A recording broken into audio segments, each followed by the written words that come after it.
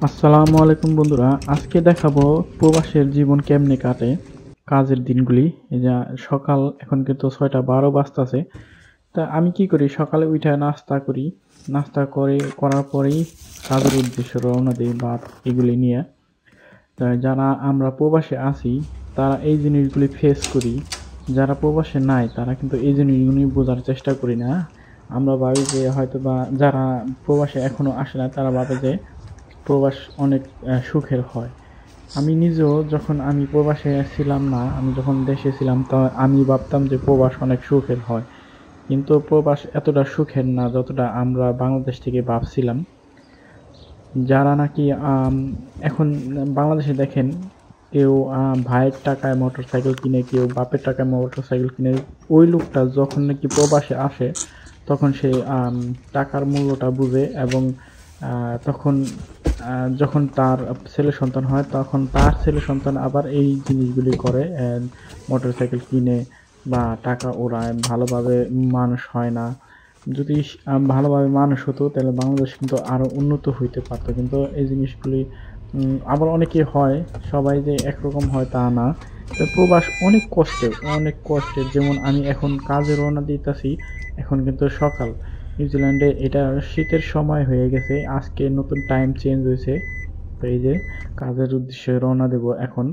তো রওনা দিলাম, এই দেখেন রাস্তাঘাটে কোনো গাড়ি নাই কারণ এখন অনেক সকাল। আজকে ফর্সা দেখাতে যাইতেছে, আজকে টাইমটা চেঞ্জ হয়েছে। এদেশের টাইম সামারে 1 ঘন্টা পিছাই দেয়, আর শীতের সময় 1 ঘন্টা আইগাই দেয়। তো এই যে আমি কাজের উদ্দেশ্যে আমার কোম্পানির মধ্যে আইসা পড়ছি। তা আমার বাসা থেকে কাজ প্রায় 10 কিলোমিটার মতন। এখন বাজে 58। তাই 6:58 বাজে, আমার কাজ হলো 7টা বাজে। এই যে আমার সুপারভাইজার এসে বলছে, আমার কলিগও আসছে।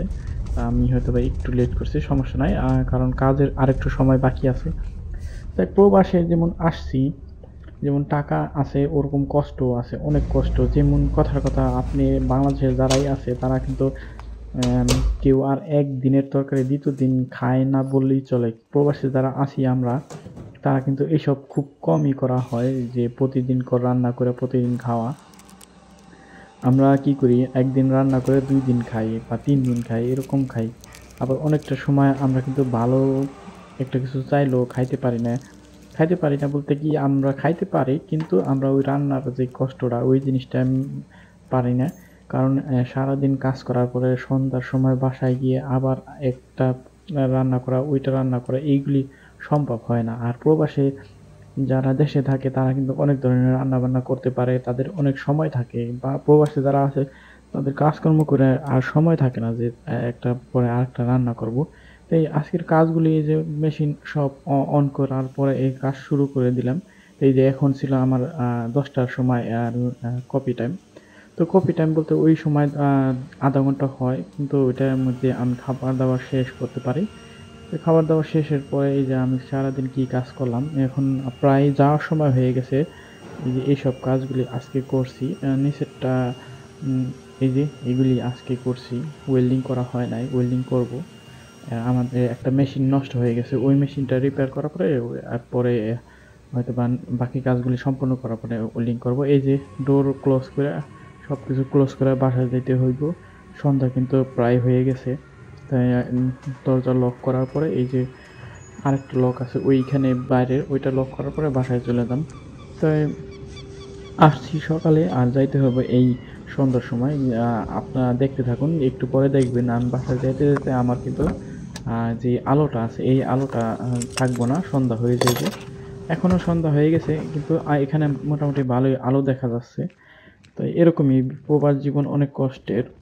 কিছু সময় কষ্টের, কিছু সময় সুখের হয়। সবসময় সুখের হয় না। ১ম যখন প্রবাসে আসা হয়, ১ম ১-২ বছর অনেক কষ্টের হয়। এটা শুধু একটা প্রবাসীই বুঝতে পারে যে কতটা কষ্টদায়ক। প্রথমত ফ্যামিলি রাইখা এত দূরে আসা, আর দ্বিতীয়ত কাজের ক্ষেত্রে সুপারভাইজার বা মালিকের কথা শুনতে হয়। এই না সেই না এইসব বিষয় অনেক খুঁটিনাটি কথা শুনতে হয়। অনেক কষ্ট লাগে। তো এই যে আসার পথে ঘুরে, ঘুরে আবার বৃষ্টিও একটু পড়তেছে। অনেক বৃষ্টি না, হালকা একটা গুঁড়ি পড়তেছে দেখলাম। এই যে দেখেন ৬টার ৫ বাইজা গেছে আমার বাসায় আসতে, আসতে। তো তো এরকমই গেলাম, উঠলাম কত ৬টার দিকে, আর বাসায় আসলাম ৬টার দিকে, প্রায় ১২ ঘন্টার মতন, ১২ ঘন্টার উপরেই। তো ধন্যবাদ সবাইকে, দেখা হবে নতুন আরেকটি ভিডিওতে। আশা করি সবাই ভালো থাকবেন।